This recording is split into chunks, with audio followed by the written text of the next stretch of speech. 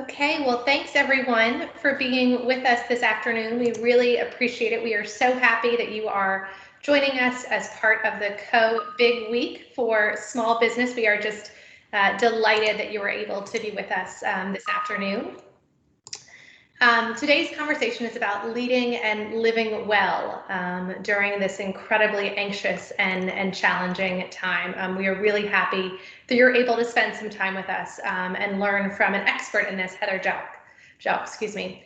My name is Lyndsay Polloway. First, I serve as Vice President of Events at the U.S. Chamber of Commerce. I've had the pleasure of getting to know many of you across the Big Week for Small Business, but also many others of you across the past few years as we've traveled the country meeting with small business owners like you. So thanks first and foremost for your time this afternoon. As I mentioned, Heather O'Neill Jelks is going to lead this afternoon's conversation. Heather serves as president of Nautilus Coaching and Consulting. She's a certified executive and team coach, a facilitator, a speaker, a mindfulness meditation practitioner, and her work centers specifically on the development of masterful leaders who are resilient, well-centered, and calm in the face of anxiety. And we know, certainly, at the U.S. Chamber of Commerce and at CO, that this has been anything but a calm period of time for you as small business owners. And I can also promise you personally that you're going to enjoy this afternoon's session with Heather. She has been a great partner, coach, resource, and counselor to me, both personally and professionally. So I know that we're all going to learn a lot today. We're going to start off by having Heather walk us through a presentation. After that, or excuse me, throughout that, she's going to ask you to comment, to offer feedback. We'll use the hand raise feature. We'll use the chat feature. If you haven't done so already and you haven't participated in Teams, let's just give it a try here for the chat feature. So as an icebreaker, where is everyone tuning in from? Hello from DC, where I am. And Heather is not too far away. She's just over the river, I believe. So we'll count her as DC, New Jersey, fabulous, Maryland, good. So we'll use that, Heather will use that to get your feedback and to get your comments throughout. And then after her presentation, Heather's offered to stick around to see if there are particular questions that you have. So if you can stay past 5 o'clock, please feel free to do so. So Heather, the floor is yours. Over to you. Thank you so much, Lyndsay. I'm going to share my screen now, so bear with me. I hope all of you can see this, and I want to thank you, Lyndsay, so much for hosting me, for holding a space here, and it's really lovely to be with you all, at least in this virtual capacity. I hope this week that you've been participating in the U.S. Chambers Conference has been an enriching one for you, and that you're yourself in some really meaningful ways professionally. What I hope to share with you today are some key concepts and practices, concrete practices, that I hope will resource you personally so that you can, in fact, lead and live a little bit more effortlessly during these really challenging times. You may be familiar with this term VUCA. This term was actually originally emerged out of the U.S. Army War College to describe the modern day battlefield. We use this term now to describe the kind of environment, the world that we're currently living in. So we could say, in particular, since this pandemic has hit, that we're living in a volatile world where change is happening so rapidly we can't even feel our feet firmly beneath us much of the time. The future is unpredictable. It's uncertain from day to day, sometimes from hour to hour. The problems, the challenges that we're wrestling with and facing into are complex, perhaps more complicated than we've ever experienced before, many of us. And so the solutions to those complex challenges are often ambiguous, they're elusive. I'd like you to consider, given your situation, personally and professionally, how this pandemic has affected you, both with your work, your leadership, and in your life. So I'd invite you to use the chat feature now, and Lyndsay's offered to monitor this and let me know what's showing up in the chat. What I'd like for you to capture in the chat is, when you consider the last 6 to 8 months, how this pandemic has affected you personally and professionally, what's the most significant change that you've experienced? And how has that impacted you? So for instance, as an executive coach, going virtual has meant that all of my conversations, even with my local clients, have all gone virtual. And so I've had to really get up to speed on how to use technology more effortlessly to connect with those people whom I'm working with. I would invite you to use the chat now to document what's the most significant change that's affected you in your work, and how is it impacting you? Thank you. Getting a few in. Mary Gordon has shared that a challenge to stay patient with other people. For me, a challenge to define what work-life balance means remotely, when work and life are all one and the same.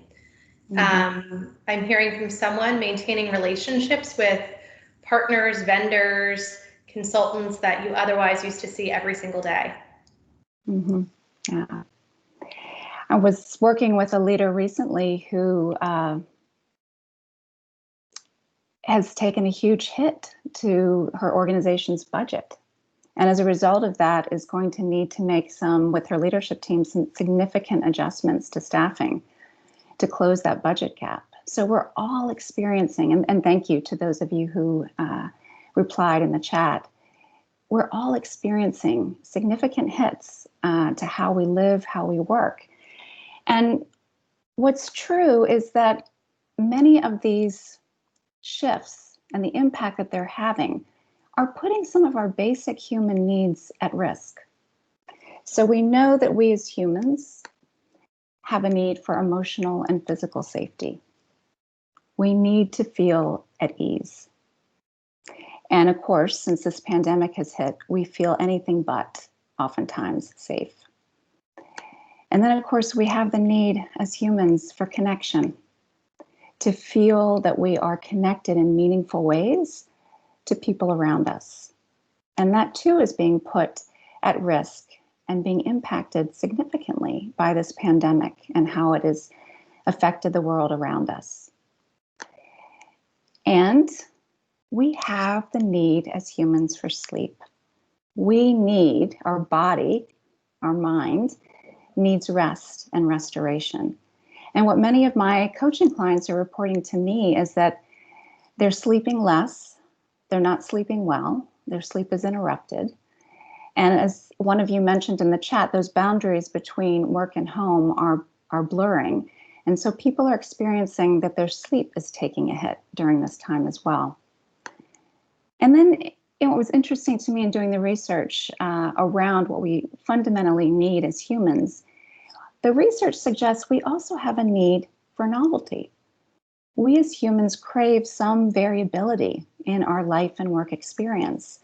And as one client recently reported to me, it feels to her like every day is a version of the movie Groundhog Day, that there isn't that variability and novelty that she had taken for granted, but that's missing now. And we could say that because these basic human needs are at risk, are being threatened right now by virtue of the significant changes that have happened to us as a result of this pandemic, that we are feeling reactive. Our nervous system is on a heightened level of alert, that our body, our brain are telling us that something that is important to us is being threatened. And so our nervous system is on hyper alert. It's hyper vigilant. So how do we manage ourselves given that this is the environment that we're leading and living in, that we're working in? We know that we are at our best. We are able to be innovative, to collaborate successfully with others, to problem solve around complicated issues and problems when we are not hijacked or in the grip of our own reactivity. So I would offer to you that the most important first step that we take to minimize the level of reactivity that we're experiencing, the level of anxiety that we're experiencing during this really difficult time, is to recognize what we are experiencing, to actually sense into what our emotional experience is. And as this cartoon will highlight, this isn't always easily done for many of us. We may not have been taught or had really effective role models early on around what it is to recognize the emotion that we're experiencing, much less capably express it to others. So I'd like to give you an opportunity to practice acknowledging and recognizing what some of the key emotions are that you've experienced during this pandemic, the last 6 to 8 months. So I'd like you to use the chat again and to document in that chat as you reflect on what has shown up for you in the context of the last 6 to 8 months related to the pandemic and the impact it's had on your work and on your life. What are those predominant emotions that you've been experiencing? And if you would capture that in the chat, and Lyndsay can let me know what you're documenting there. Thank you. As you're doing so, I do just want to recognize a really great conversation that's happening in the chat, which is one of our participants for Abir, I believe is how you say your name, describes that the last 6 months were unforgettable, lost a job, but in turn has now founded a company. And there is really great praise that's happening between other participants, just high-fiving virtually. So as we're submitting things, want to call that out. So much in terms of the comments now, all of the emotions, anxiety, grief, worry, fear, but growth, creativity, closeness with family, loss, uneasiness. Yeah, really runs the range, doesn't it? And first of all, congratulations to the person who has launched a new enterprise. Really, that's so exciting and something to be really pleased and proud about, that even in this uncertain time, you took a risk and showed up as courageous, even in the face of significant difficulties. So yeah, we experience this range of emotions when times are difficult. One of the emotions that many of the coachees whom I work with are describing as much more present to them, that they're more acutely aware of, is the experience of anxiety. And the public face of that anxiety, we say, is reactivity. So I want to make a distinction here between the emotion of anxiety and the emotion of fear. So we could say that fear is a natural human emotional response to a real and present threat. Whereas anxiety is, again, a natural human emotional response, but to a more imprecise, vague, uncertain threat. And we don't want to be with anxiety because it's uncomfortable to be with. We want to offload it. Our body, our nervous system wants to offload it because it's uncomfortable to be with.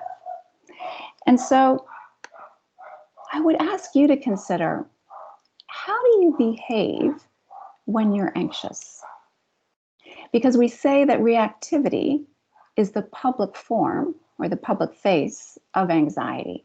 Since it wants to offload itself, it manifests in the form of behavior. And I suspect many of us react in a lot of different ways when we are experiencing anxiety, and not always consciously choosing what that reactive behavior looks like. So again, I would appreciate it if you would use the chat feature and, considering the last 6 to 8 months, if you've experienced at all this emotion of anxiety, document in the chat, how do you tend to behave when you're anxious?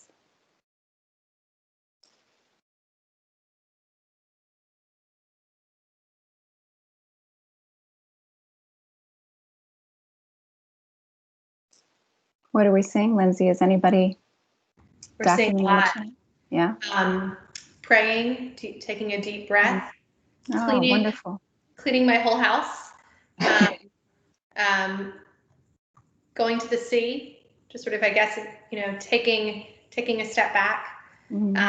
Someone sharing that professionally, when anxious, calm, focused, but privately, it's very different, short-tempered. So it's interesting to see that difference between professional and personal.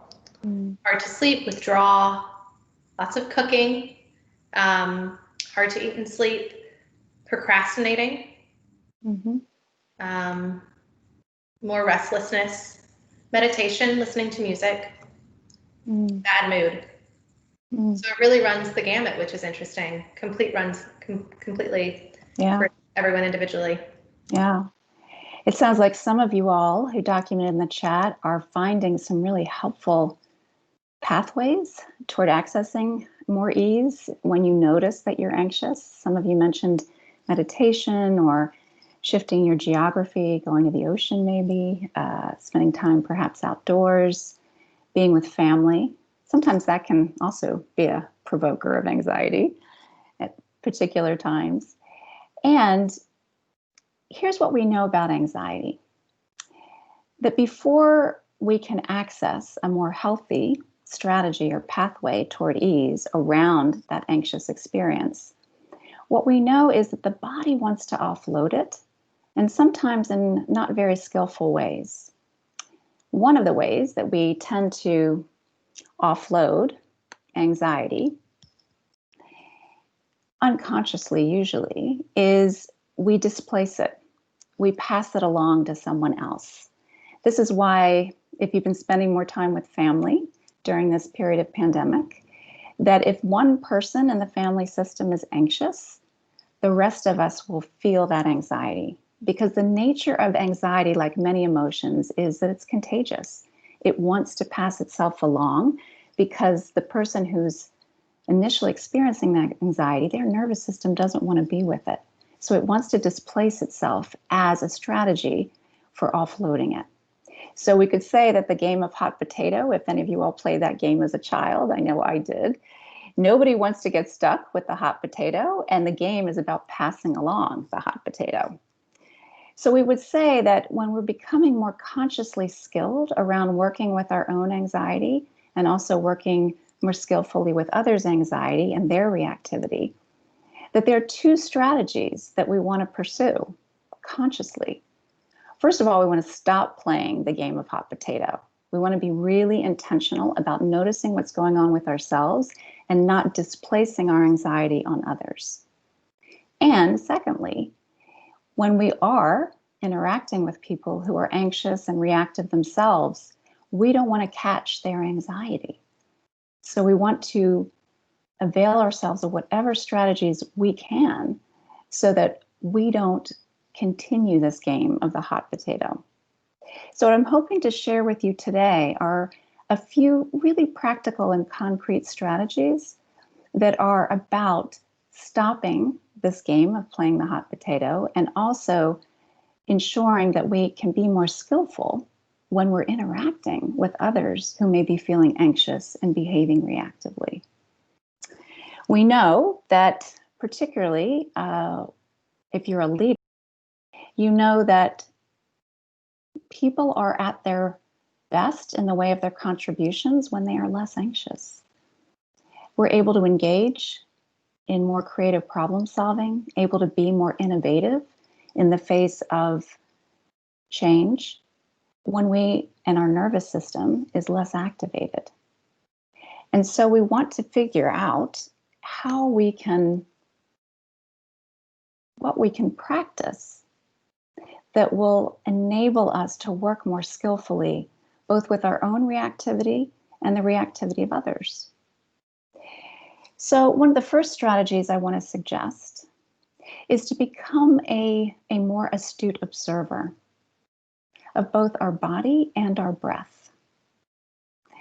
This seems rather intuitive, and yet what I'm aware of again and again for myself, and also in my coaching conversations with clients, is that when we are anxious, we lose touch with what's happening below the neck. We become fixated on particular thoughts that aren't necessarily helpful in reducing our own experience of anxiety and the reactivity that accompanies it. And so what I want to suggest is that this strategy of becoming a more astute observer of what's happening in the body is probably the most efficient pathway toward managing ourselves more successfully. So, a more astute observer of our body. We know that emotions are physiological. They happen in the body. So, anxiety as an emotion manifests in the body. And there are some predictable places where anxiety tends to be felt, sensed into most in the body. And again, many of us are either untrained or have lost that awareness of how to be paying attention to what's happening in the body so that we can work with our emotions, in this case with reactivity, more skillfully. So again, I'd invite you to use the chat feature and to document in the chat when you are anxious. Where does that anxiety manifest in the body? Where in the body does stress show up for you? And if we'd use the chat feature now to document that. Thank you.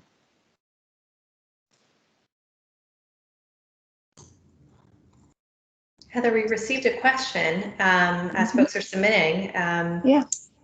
Someone has asked, this is specifically around, when anxiety and stress are manifesting themselves, it's difficult to acknowledge that when something happens unexpectedly. How do you control the reaction? I don't know if you want to save that to the end or if you wanted to share any thoughts as people submit. Yeah, I think actually just because there's some more concepts and practices I want to share here. If you would hold that question, Lyndsay, and I'd be more than happy to stay on after 5 and respond to that. And yeah, for that question.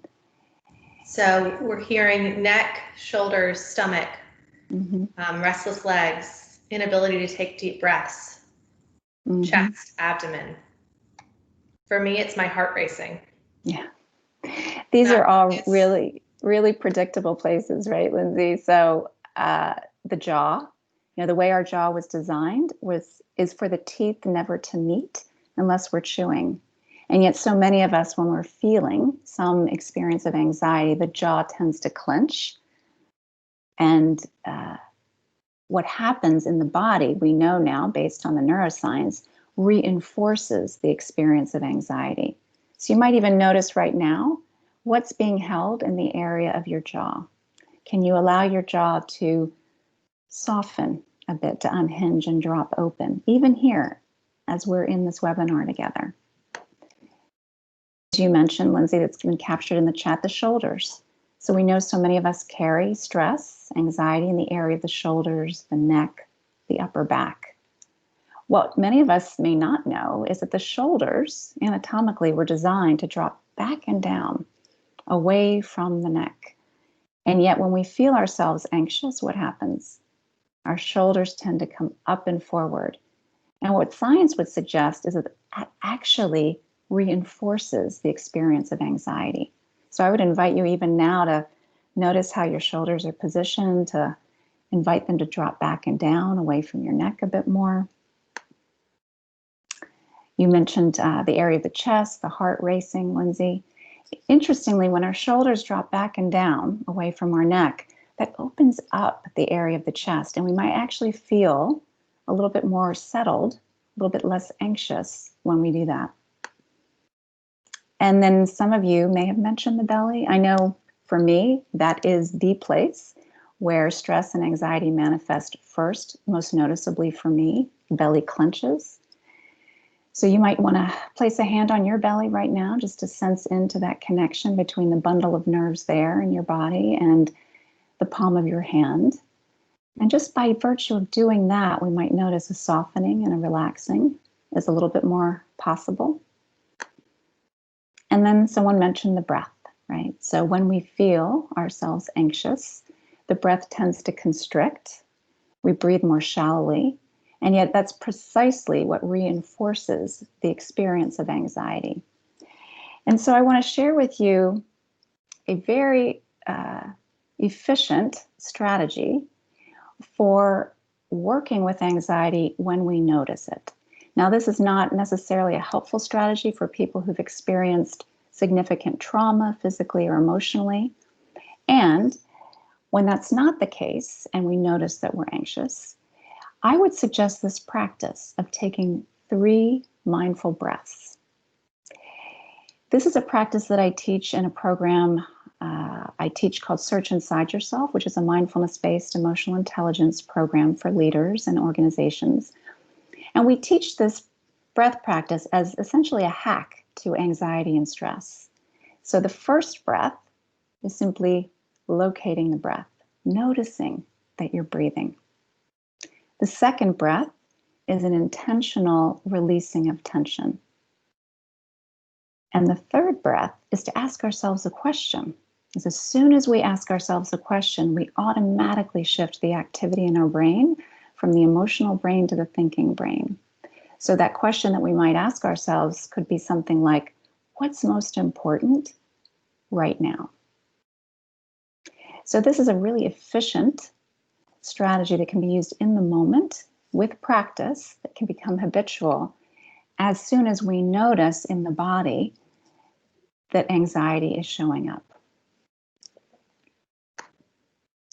So we know that when we are practicing managing more skillfully our own anxiety, we will likely be a resource for every other nervous system that's around us. All we have to do is be a little less anxious to reduce the anxiety in the system around us, whether that's our family system, our workplace system. And inevitably, there will be moments in time when someone who is anxious themselves and behaving reactively will interact with us. And how do we work skillfully when that happens? I want to share with you a particular model called yield theory that was originated by a psychologist named Dr. Christian Conti. He teaches conflict management in prisons. And I think that this particular model is hugely relevant to working skillfully with others' reactivity, regardless of the environment that we're in. And what Dr. Conti suggests is that there are 3 core strategies associated with this yield theory. And these are strategies to, again, work skillfully, relate skillfully to others when they're behaving reactively, when they're feeling anxious and it's offloading itself in the form of reactivity. And we're faced with that. The first strategy is probably not a surprise. It's to listen. To listen as if our life depended on it. To listen to understand when we know we don't understand that other person's experience. And when we listen with more than just our ears, when we listen with our whole presence, with our eyes as well, we are in effect creating a sense of safety for that individual. When there is that sense of safety, when someone feels as if the other person is seeking to understand them, then we're positioned to validate. And what I mean by validate is we're reflecting back, acknowledging what we think about that other person's experience, with the total absence of judgment. So something as simple as, you seem really upset, or I can tell you're feeling hurt by this or anxious about this. When we use the strategy of validation consciously and with sincerity, we're creating connection.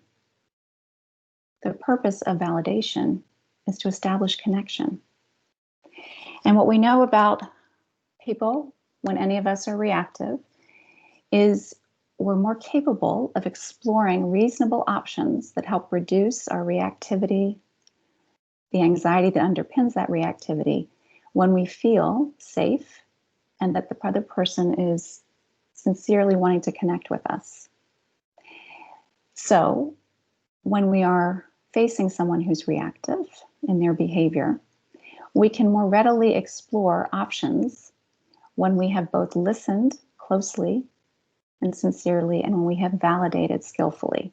The stage of exploring options is really about shifting that person's neural activity, helping them to shift their own neural activity from the emotional brain to the thinking brain.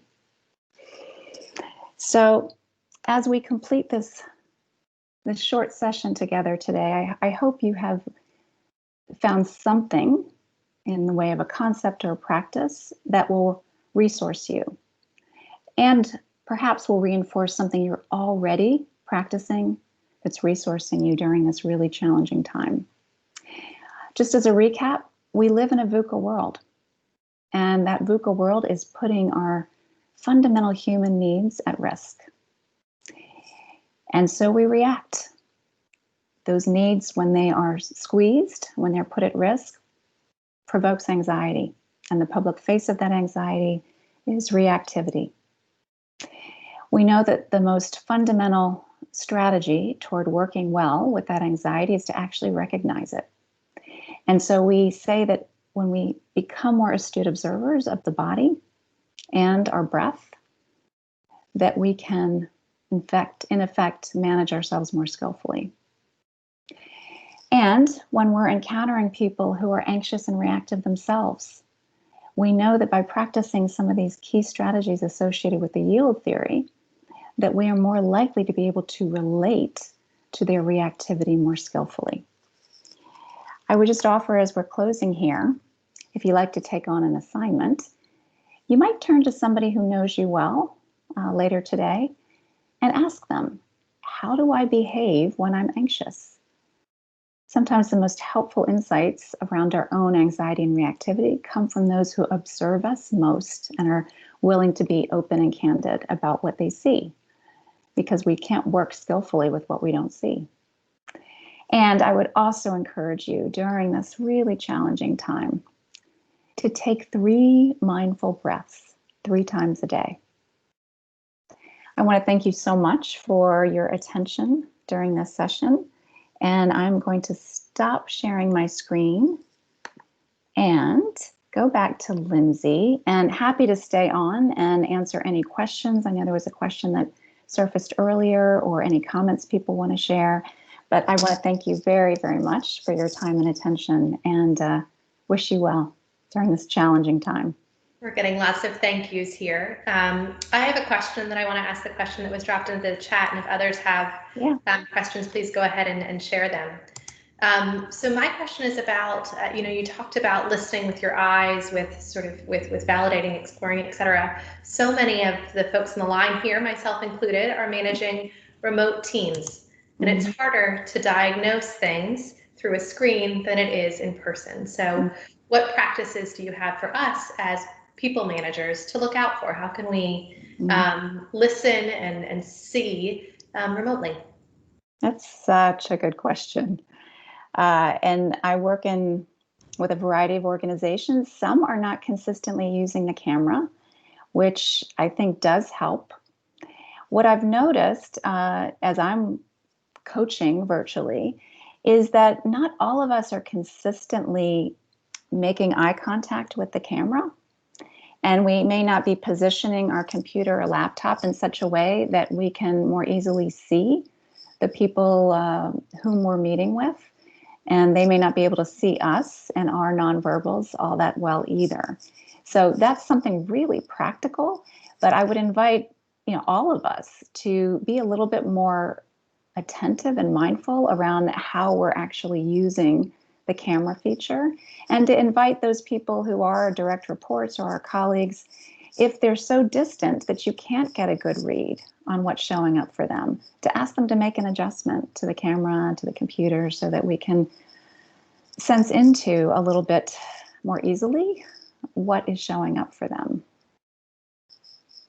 It was wonderful. We're hearing into the chat that someone, her management team created a fan, and it reads "breathe," and it's just right in front of her all the time. Absolutely. Yeah. Just to see it and to do it. And then to go back to the question that was asked earlier around when stress and anxiety show up in the body. So the question was, it's difficult to acknowledge that when something happens, it's difficult to acknowledge that stress and anxiety when something happens unexpectedly. How do you control the reaction? Yeah, well, that's where I think this 3 breaths practice can be so helpful. You know, the tricky part is remembering, right? When we are feeling anxious and then behaving reactively, our thinking brain goes offline. That's why, for me, in putting this material together, it was so important to emphasize just how much of a necessity it is to tune into the body, to become a more astute observer of our body, including our breathing. Because once we build that quality of attunement, we're building in just a little bit more of a space between stimulus and response. You know, we know based on the neuroscience, there's not a whole lot of space. It's like a quarter of a second that's available to most of us between stimulus and response. And we know that certain practices like building body awareness, some of you mentioned mindfulness meditation, all of those are strengthening certain neural connections. And when certain connections get strengthened over time through conscious practice, we are wiring ourselves differently. We can show up differently. And so I would say the shorthand is institute that practice of taking those 3 mindful breaths, because when we take a breath consciously, when we use the second breath to relax the body, and then the third breath to ask ourselves a question, it's building in a pause. And the more we can build in a pause, the more skillful we can be with whatever is showing up in the moment. And it's difficult, and it takes practice. Yeah, I hope that's helpful. Absolutely. I think that is a wonderful place to end. Thank you, Heather. Thank you, Lyndsay. Many thanks to all of you. So just to sort of note here as we're wrapping up, again, thanks to everyone for being with us. Hopefully you're walking away with small things and big things that you will take back to your organizations and to your teams. And of course, a huge thanks to Heather. Always fun to work with you, and particularly special this time around. Likewise. For scheduling notes, the housekeeping piece, I hope that everyone enjoys the rest of your evening. You are released from Co for the day, but we look forward to seeing you back again tomorrow for the final day of Co's Big Week for Small Business. Quick reminders, at noon there are a series of breakouts on business trends, so do sign up for those.